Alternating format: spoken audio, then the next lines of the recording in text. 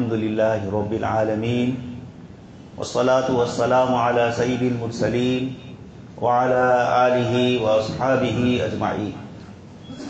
قال الله تبارك وتعالى في الكلام المجيد والفرقان الحميد: أعوذ بالله من الشيطان الرجيم، بسم الله الرحمن الرحيم. يا أيها الذين آمنوا أوفوا بالعقود وحلت لكم بهيمة الأنعام إلا ما يتلى عليكم غير محل الصيد وأنتم حرم. وقال تعالى: يا أيها الذين آمنوا كونوا قوامين لله شهداء بالقسط ولا يجرمنكم شنآن قوم على ألا تعدلوا اعدلوا هو أقرب للتقوى واتقوا الله إن الله خبير بما تعملون. صدق الله العظيم وصدق رسوله النبي الكريم ونحن على ذلك لمن الشاهدين والشاكرين والحمد لله رب العالمين. محترم و مکرم حضرات علماء کرام اور ایمان والے بھائیوں، کلام پاک کی جن آیات کے آپ حضرات کے سامنے تلاوت کی، یہ سورہ مائدہ کی ابتدائی آیتیں ہیں. آج کی تراویح میں یہ پوری سورت پڑھی جائے گی، سورہ مائدہ. اللہ تبارک و تعالیٰ نے اس سورت میں ایک آیت کریمہ ایسی نازل فرمائی ہے جس میں اس امت کو اللہ تبارک و تعالیٰ کی طرف سے خوشخبری سنائی جا رہی ہے: الیوم اکملت لکم دینکم واتممت علیکم نعمتی ورضیت لکم الاسلام دینا. اللہ کے نبی صلی اللہ علیہ وسلم آخری حج کے موقع پر تشریف لے گئے اور اس موقع پر 9ویں ذی الحجہ عرفہ کے دن عرفات کے میدان میں، اور کچھ محدثین کے قول کے مطابق جمعہ کا دن تھا، عصر کے بعد آپ صلی اللہ علیہ وسلم پر یہ آیت نازل ہوئی: الیوم اکملت لکم دینکم، کہ آج کے دن ہم نے تمہارے لیے تمہارے دین کو مکمل کیا اور تمہارے اوپر اپنی نعمت کو مکمل تام فرما دیا اور تمہارے لیے دین اسلام کو پسندیدہ دین بنا دیا. حضرت عمر رضی اللہ تعالیٰ عنہ کے زمانے میں ایک صاحب یہودی آئے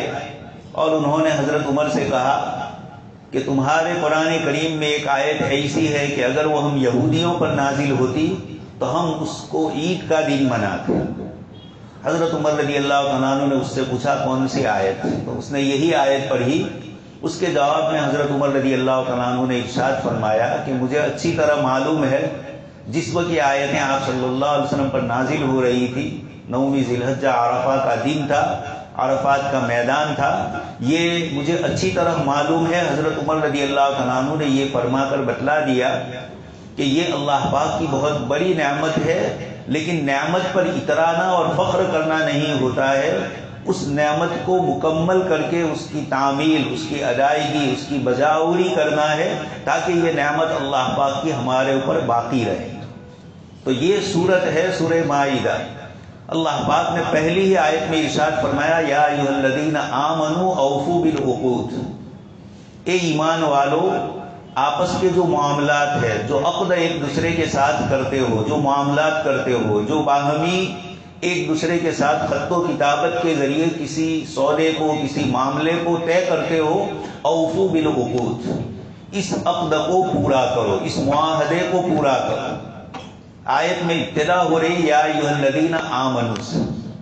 قرآن کریم میں مجموعی طور پر اللہ پاک نے 80 اور 8 88 مرتبہ یا ایھا الذین آمنوا سے ہم کو خطاب فرمایا ہے، ہم لوگوں کو پکارا ہے یا ایھا الذین آمنوا سے 88 مرتبہ. یہ ایک صورت ہے سورہ مائدہ جس میں اللہ پاک نے مجموعی طور پر 16 مرتبہ یا ایھا الذین آمنوا فرمایا. سورت کی شروع ہی یا ایھا الذین آمنوا سے فرمائی اور پوری صورت میں اللہ پاک نے 16 مرتبہ یا ایھا الذین آمنوا سے الگ الگ مسلمانوں کو احکام ذکر فرمائے. حضرت عبداللہ ابن مسعود رضی اللہ تعالیٰ عنہ، آپ صلی اللہ علیہ وسلم کے وہ صحابی جن سے آپ صلی اللہ علیہ وسلم نے فرمایا جن کو قرآن سیکھنا ہو تو عبداللہ ابن مسعود سے سیکھیں. ایک موقع پر حضرت عبداللہ ابن مسعود رضی اللہ تعالیٰ عنہ نے فرمایا قرآن کریم کی کون سی آیت کون سی سورت کب نازل ہوئی، دن میں رات میں سفر میں حضر میں ان سب کو جانتا ہوں، اس لیے کہ میں ہر مجلس میں آپ صلی اللہ علیہ وسلم کے ساتھ حاضر رہا۔ تو یہ عبداللہ ابن مسعود رضی اللہ تعالیٰ عنہ فرماتے ہیں کہ اے ایمان والو، جب تم قرآن کریم کی تلاوت کرو اور یہ لفظ آئے یا ایھا الذین آمنو، تو اس موقع پر سنبھل جاؤ۔ پہلے تو شکر ادا کرو کہ اللہ پاک نے تمہیں ایمان والوں سے خطاب فرمایا، یعنی ہمارے ایمان کی اللہ پاک گواہی دے رہے ہیں کہ تم میرے ایمان والے بندے ہو، اس اعتبار سے تو خوش ہونا ہے۔ لیکن اس کے بعد بڑا مسئلہ یہ ہے کہ جس چیز کا حکم دیا جا رہا ہے اس کو بجا لانا بھی ضروری، اس لیے کہ سیدھا مجھ سے اور آپ سے اللہ پاک فرماتے ہیں ایمان والے، جیسے اس آیت میں فرمایا یا ایھا الذین آمنوا اوفوا بالعقود، اے ایمان والو آپسی معاملات کو پورا کرو، اس میں ایک دوسرے کے ساتھ خیانت سے بد دیانتی سے کام نہ لو، جیسا معاملہ ہوا ہو اس کو اسی طرح پورا کرو، اس میں اپنی طرف سے کمی بیشی مت کرو۔ یہ لفظ ہے قرآن میں اوفوا بالعقود،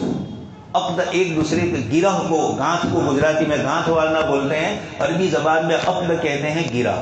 اور جب کسی چیز کو گرہ لگائی جاتی ہے تو وہ مضبوط ہوتی ہے، اس لیے عرب لوگ آپس کے جو معاملات کرتے تھے اس کو بھی عقد سے تعبیر کرتے تھے، اس لیے آیت کریمہ میں فرمایا اوفوا بالعقود، اور اوفو وفا پورا کرو، اس میں کمی بھی نہ ہو زیادتی بھی نہ ہو، اس کو کہا جاتا ہے پورا کرو۔ اس میں سب سے پہلے خطاب ہے ہمیں اپنے عقد کو اللہ پاک کے ساتھ جو ہم نے کیا ہے۔ قرآن کریم میں اللہ پاک نے ارشاد فرمایا وَإِذْ أَخَذَ رَبُّكَ مِنْ بَنِي آدَمَ مِنْ ظُهُورِهِمْ ذُرِّيَّتَهُمْ وَأَشْهَدَهُمْ عَلَىٰ أَنفُسِهِمْ قَالُوا بَلَىٰ، اللہ تبارک و تعالیٰ نے سارے انسانوں کو حضرت آدم علیہ السلام کی پشت سے نکالا الست میں، اوپر کی دنیا میں، اور اس وقت اللہ پاک نے سب سے خطاب فرمایا الست بربکم، کیا میں تمہارا پروردگار نہیں ہوں؟ سب نے جواب میں کہا بلا، قالو یعنی کہا، قالو بلا کیوں نہیں، آپ ہی ہمارے رب ہیں۔ گویا انسانی فطرت میں اللہ پاک نے معبود کی عبادت کرنا، رب کی تربیت کو سمجھنا، یہ اللہ پاک نے ہماری فطرت اور نیچر میں ڈال دیا۔ اسی لیے دیکھتے ہیں جو اللہ پاک کی عبادت نہیں کرتے ہیں وہ بھی کہیں نہ کہیں کسی کے آگے جھکتے ہیں، حتیٰ کہ کمیونسٹ جو خدا کو نہیں مانتے ہیں، دہری لوگ، زمانے والے جو اللہ کے علاوہ یعنی کائنات میں اللہ کے وجود کو ہی نہیں مانتے، ناستک ہے، ان کو بھی دیکھیں گے کہ کارل مارکس اور لینن کے اسٹیچیو کے آگے سے جب وہ گزرتے ہیں تو اس طرح ہاتھ سے اشارہ کر کے ان کو اپنا بڑا سمجھتے ہیں۔ تو عبدیت فطرت یہ انسان کی ہے، کسی کے آگے جھکنا، یہ بندہ ہونا اللہ تبارک تعالیٰ کی طرف سے، اس لیے فرمایا جب اللہ کے بندے نہیں بنو گے تو اللہ بندوں کے بندے بنائے گے، اللہ کے آگے یہ پیشانی نہیں جھکے گی تو بندوں کے آگے اللہ پاک جھکوائیں گے، اس لیے اللہ تبارک تعالیٰ نے ہمیں عبد اور بندہ بنایا۔ تو سب سے پہلا عہد اللہ نے ہم سے لیا الست بربکم قالوا بلا شہیدنا ان تقولوا، آگے آیت کریمہ میں ہے۔ تو اللہ پاک نے اس صورت میں سب سے پہلے جس عہد کا ذکر کیا میرے اور آپ کے ساتھ، یہ اللہ پاک کا عہد ہے، اس کی ربوبیت، اس کی خدائیت کو ماننا ہے، اس کی الوہیت کا اقرار کرنا ہے کہ وہی ایک معبود ہے، اس کے علاوہ اور کوئی نہیں۔ یہ سب سے پہلا بندے اور خدا کے درمیان کا معاہدہ ہے۔ اس کے بعد لا الہ الا اللہ کے بعد محمد الرسول اللہ کلمے کا جز ہے، دوسرا پارٹ ہے۔ اللہ پاک نے اس میں ہمیں فرمایا کہ حضرت محمد صلی اللہ علیہ وسلم اللہ پاک کے رسول ہیں، گویا آپ صلی اللہ علیہ وسلم کی اطاعت کرنا ہے، آپ جو رسالت جو پیغام لے کر اللہ پاک کے پاس سے آئے ان سب کو ہمیں ماننا ہے۔ 2-3 دن پہلے تراویح میں آ چکا ہے قل ان کنتم تحبون اللہ فاتبعونی یحببکم اللہ، کہ اگر تم یہ چاہتے ہو، تم دعویٰ کرتے ہو کہ تم مجھ سے محبت کرتے ہو، اللہ پاک فرماتے ہیں کہ اگر تمہیں مجھ سے محبت کا دعویٰ ہے تو حضرت محمد رسول اللہ صلی اللہ علیہ وسلم کی پیروی کرنا ہے، یہی میری محبت کی دلیل ہے۔ بمصطفیٰ بے رسا خیشرا کے دی ہماؤس، اپنے آپ کو حضرت محمد رسول اللہ صلی اللہ علیہ وسلم کی طرف پہنچاؤ، اس لیے کہ دین وہی ہے، گر بہو نہ رسی تمام بولہبس، اگر اس راستے کو چھوڑ کر دوسرے راستے اپنائے تو یہ سب ابو لہب والے راستے ہیں جو جہنم کی طرف پہنچانے والے ہیں۔ اس لیے دوسرے نمبر پر معاہدہ آتا ہے آپ صلی اللہ علیہ وسلم کی ذات گرامی پر۔ آپ نے جو احکام آپ صلی اللہ علیہ وسلم پر قرآن کریم میں نازل ہوئے اور جو احکام احادیث کی شکل میں آپ صلی اللہ علیہ وسلم نے اپنی زبان مبارک سے فرمائے، اپنے عمل کے ذریعے آپ صلی اللہ علیہ وسلم نے بتلایا، یا کسی صحابی نے کوئی عمل کیا آپ نے دیکھا اس کے باوجود اس سے روکا نہیں، یہ ساری چیزیں دین بنتی ہے، احادیث بنتی ہے۔ آپ صلی اللہ علیہ وسلم کا دوسرے نمبر کا معاہدہ ہے یا ایھا الذین آمنوا اوفوا بالعقود میں یہ شامل ہے۔ تیسرے نمبر پر پھر آپس میں انسانوں کے درمیان کے جتنے معاہدے یہ سب کے سب شامل ہے۔ کتاب اللہ کی اس صورت میں اللہ تبارک و تعالیٰ نے عدل و انصاف اور آپس کے معاہدوں کی پابندی کرنا، اس صورت میں اللہ نے ذکر کر کے یہ بتلایا کہ یہ دین اسلام محض خدا اور بندے کے تعلق کا نام نہیں ہے، بلکہ بندے اور بندوں کے درمیان کے جو تعلقات ہیں، چاہے وہ ماں باپ کی شکل میں ہو، بھائی بہن کی شکل میں، شوہر اور بیوی کی شکل میں، باپ بیٹے کی شکل میں ہو، پڑوسی ہو، آپسی تعلقات والے ایک دوسرے سے ہو، اجنبی ہو، جانور ہو، سب کے ساتھ اللہ کے نبی صلی اللہ علیہ وسلم نے روایتوں میں سارے احکام اور آداب بتلائے۔ اس لیے شریعت مطہرہ ہمیں یہ کہہ رہی کہ یہ عقود اور یہ اوف جو پورا کرنا ہے یہ ہمارے لیے ضروری ہے۔ اللہ تبارک تعالیٰ نے اوفوا بالعقود کے ذریعے اس کو ذکر فرمایا۔ آگے اسی سلسلے میں سورت جس وقت نازل ہوئی ہے اس وقت حدیبیہ کی صلح ہو چکی ہے مسلمانوں کی۔ مکہ والوں نے 13 سال تک مکہ مکرمہ میں ستایا اور 6 سال تک مدینہ منورہ میں آ کر بدر میں، احد میں، خندق میں آتے رہے، اور پھر اس کے بعد صلح ہوئی۔ برسوں کے وہ لوگ جنہوں نے مختلف طریقوں سے ستایا، جو آپ سب جانتے ہیں، بلال حبشی کو، سلمان فارسی کو، صہیب رومی کو، حضرت عثمان کو، ان تمام صحابہ کرام کو 13 سال کس طریقے سے مکہ میں 10 سال ستایا اور پھر بعد میں 6 سال ستایا۔ لیکن اللہ پاک اس موقع پر آیت نازل فرماتے ہیں جو میں نے آپ کے سامنے پڑھی، یا ایھا الذین آمنوا کونوا قوامین للہ شہداء بالقسط، تم نگرانی کرنے والے ہو جاؤ اور اللہ پاک کے لیے انصاف کو قائم کرنے والے ہو جاؤ۔ ولا یجرمنکم شنآن قوم علی الا تعدلوا، تمہیں اس بات کی طرف کوئی چیز نہ ابھارے کہ تم دشمن کے ساتھ زیادتی کرو۔ اور دشمن کون ہے؟ مکہ مکرمہ کے وہ لوگ جنہوں نے اتنے سال تک 17-18 سال ستایا۔ اب یہ عمرہ کرنے کے لیے جا رہے ہیں، پہلے سال تو روک دیا گیا، دوسرے سال عمرہ کرنے کے لیے جا رہے ہیں۔ اللہ پاک فرماتے ہیں کہ چاہے یہ دشمن ہے لیکن تمہاری ان سے صلح ہوئی ہے، معاہدہ ہوا ہے، اس لیے اس معاہدے کو پورا کرنا ضروری ہے۔ اس لیے ایسا نہ ہو کہ تم دشمن پر اپنی طرف سے ہاتھ اٹھاؤ، تم کو انہوں نے 17 سال تک جو ستایا ہے اس کا بدلہ لینے کے لیے تم اس وقت ان کے ساتھ کوئی زیادتی کرو۔ ولا یجرمنکم شنآن قوم ان صدوکم عن المسجد الحرام، اتنی بڑی چیز فرمائی کہ انہوں نے تمہیں اللہ کے گھر سے روکا، بیت اللہ کے طواف کرنے سے روکا، اللہ کے نبی صلی اللہ علیہ وسلم کو اللہ کے گھر کے طواف کرنے سے روکا جا رہا ہے، جن کی اپنی 53 سالہ زندگی مکہ مکرمہ میں گزری ہے، جو مکہ کے باشندے ہیں، حضرت ابراہیم علیہ السلام کی اولاد میں سے جنہوں نے بیت اللہ کی تعمیر کی ہے۔ یہ سب کچھ ظلم کے باوجود چاہے انہوں نے تمہیں مسجد حرام سے روکا ہے، تمہارا اب فرض یہ ہے کہ تم ان کے اوپر کوئی زیادتی نہ کرو۔ یہ اللہ پاک ان آیات کے ذریعے شریعت اسلامیہ کو جو آخری یہ صورت ہے، حضرت عائشہ صدیقہ رضی اللہ تعالیٰ عنہا فرماتی ہے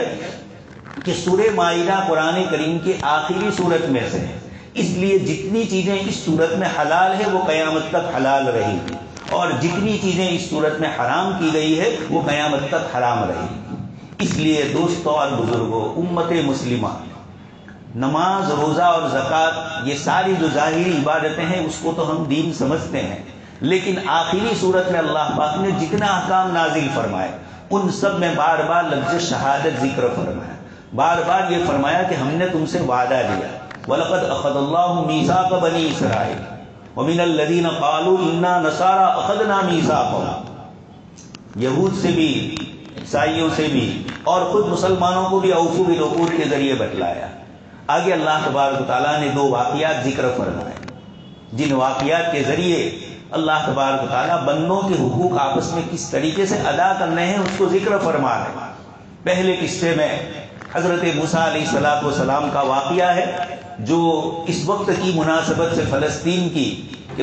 یہود کو ادھر ادھر در بدر بھٹک رہے تھے، اور پھر اس کے بعد آپ جانتے ہیں کہ یہود حضرت موسیٰ علیہ السلام کے زمانے میں اللہ پاک کی طرف سے فرعون سے ان کو نجات ملی۔ نجات ملنے کے بعد ان کو اصلی وطن فلسطین کی طرف جانے کا حکم ہوا۔ موسیٰ علیہ السلام نے فرمایا کہ اللہ پاک نے حکم فرمایا ہے ان کی قوم عمالقہ کے ساتھ جہاد کرنے کا۔ یہودیوں نے جواب میں کہا اذهب انت وربك فقاتلا انا هنا قاعدون،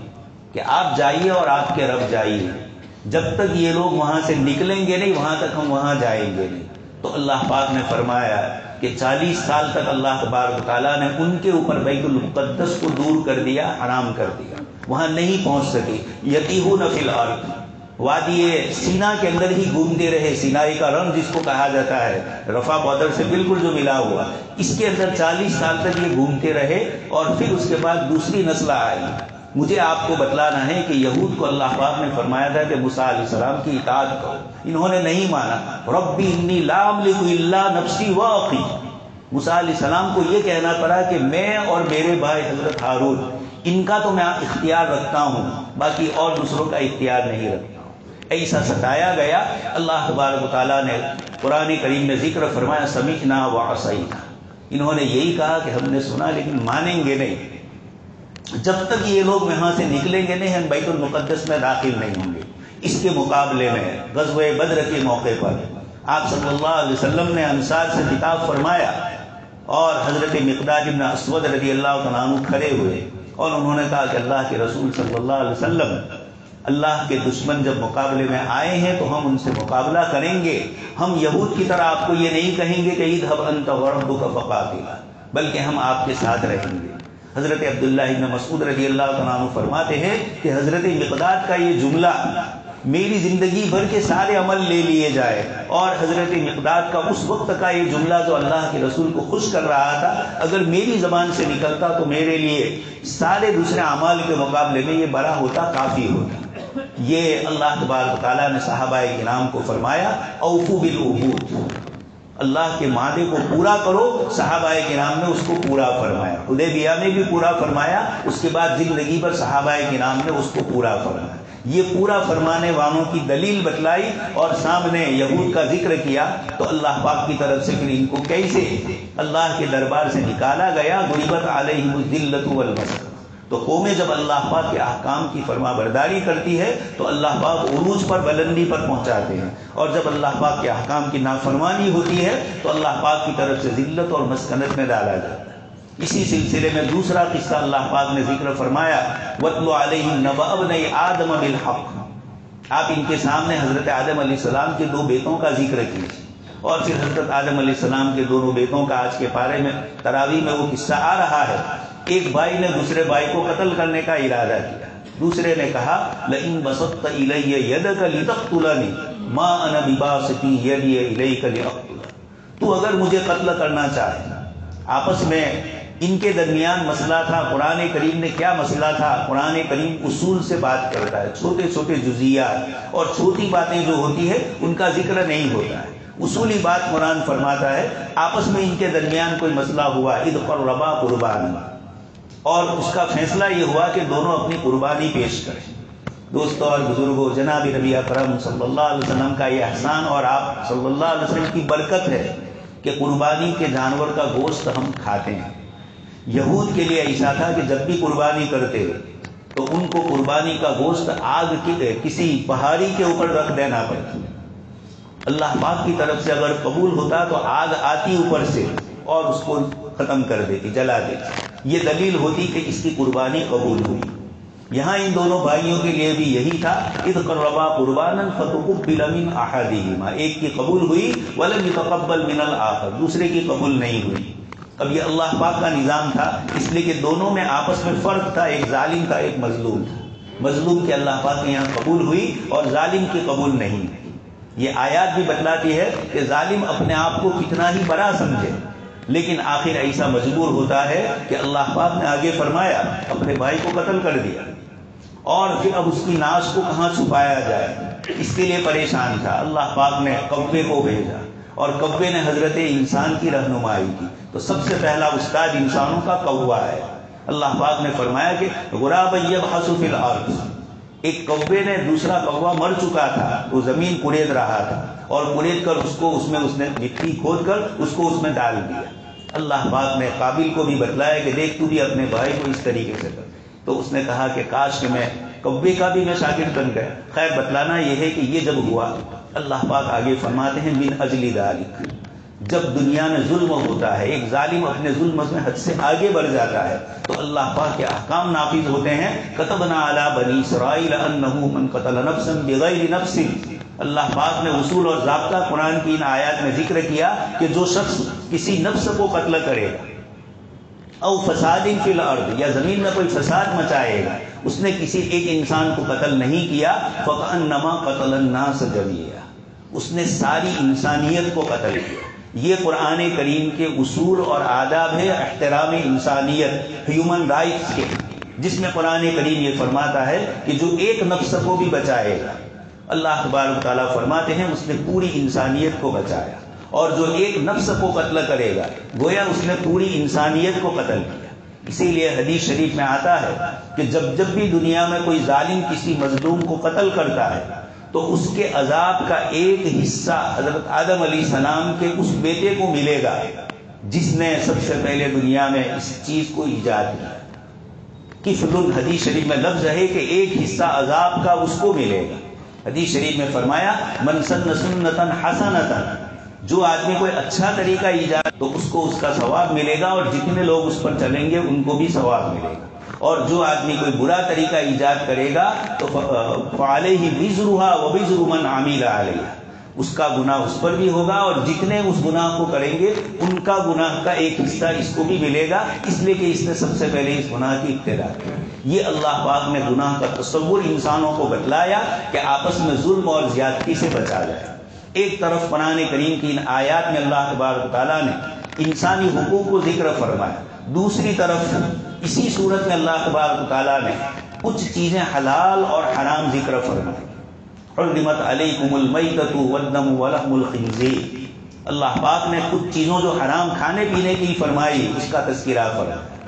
گزشتہ کل کی تراویح میں ان عورتوں کا ذکر فرمایا جن عورتوں سے نکاح کرنا حلال نہیں تھا۔ حرمت علیکم امہاتکم، 5ویں پارے میں اخیر میں اس کو، 4تھے پارے میں اس کو ذکر کیا، اور آج کی تراویح میں کھانے پینے کی چیزوں کو ذکر فرمایا۔ اللہ پاک نے میتہ کو، مردار کو حرام فرمایا۔ آج کی سائنس بھی اس کو قبول کرتی ہے کہ جو طبعی موت سے مرتا ہے،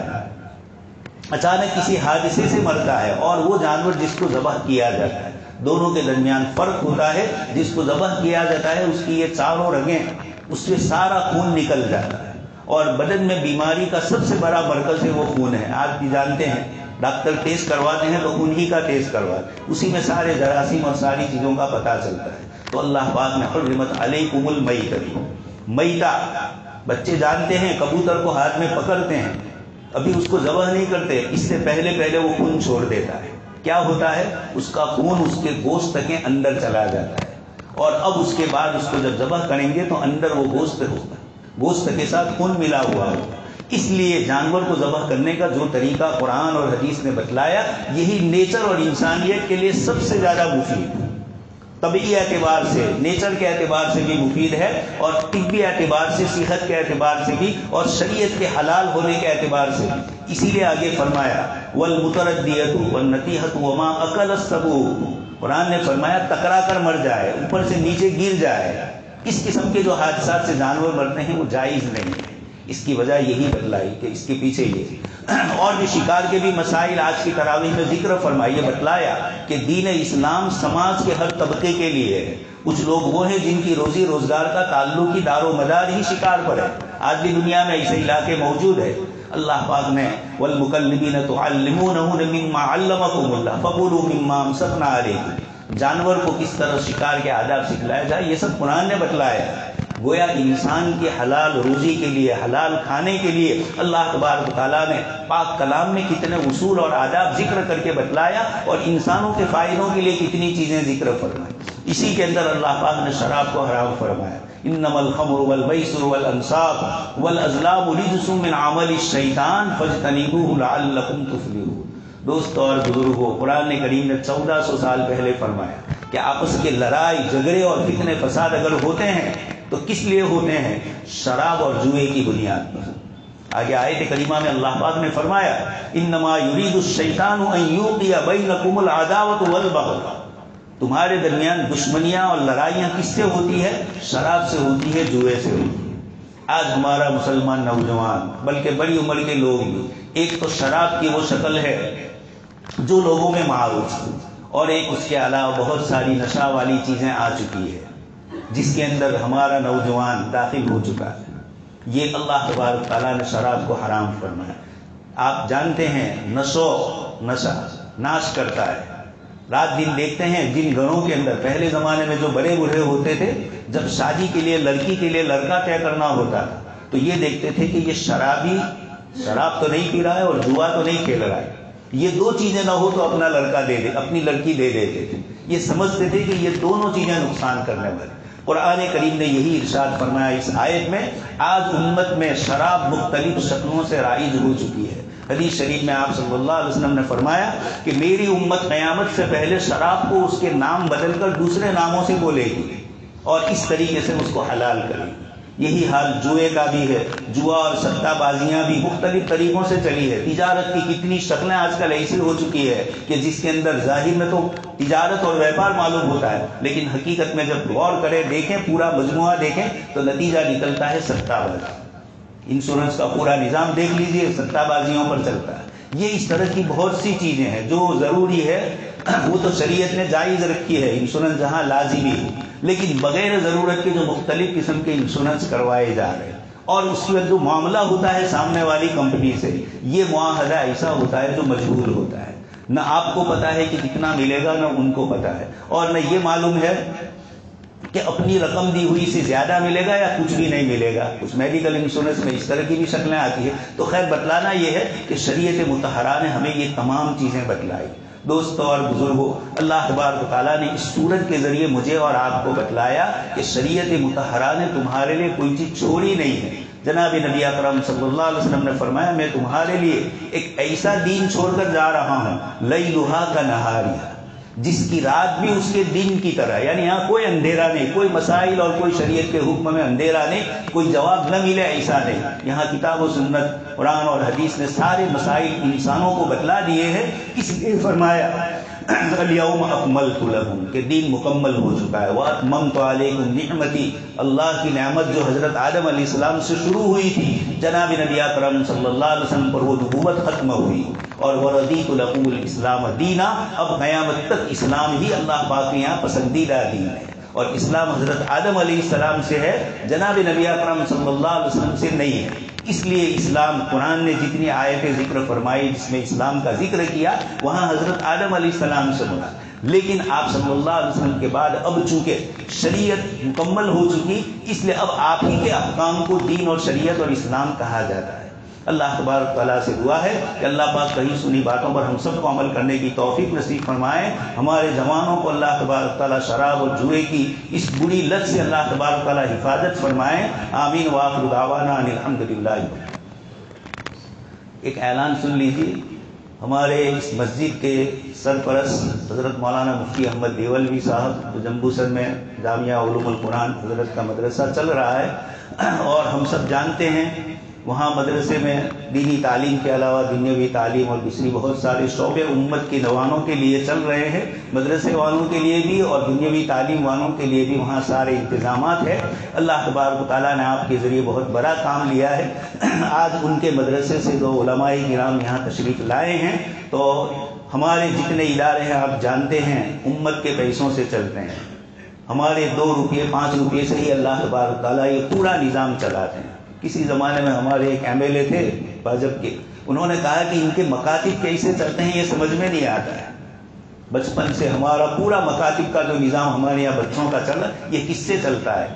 2 روپے 5 روپے اللہ پاک کسی بندے کو توفیق دیتے ہیں، اس سے چلتے ہیں، تو یہ ہماری رقم کو ہم معمولی نہ سمجھے. ہم جو کچھ دے رہے ہیں اللہ تبارک تعالیٰ اس کے ذریعے دین کو آباد فرماتے ہیں، آبادی کی شکلیں پیدا فرماتے ہیں. تو اللہ تبارک تعالیٰ ہم سب کو زیادہ سے زیادہ اس میں دینے کی توفیق نصیب فرمائے، اور دوسرے بھی جتنے دینی کام ہیں اللہ پاک ان سب کی بھی تکمیل فرمائے. آمین. وآخر دعوانا.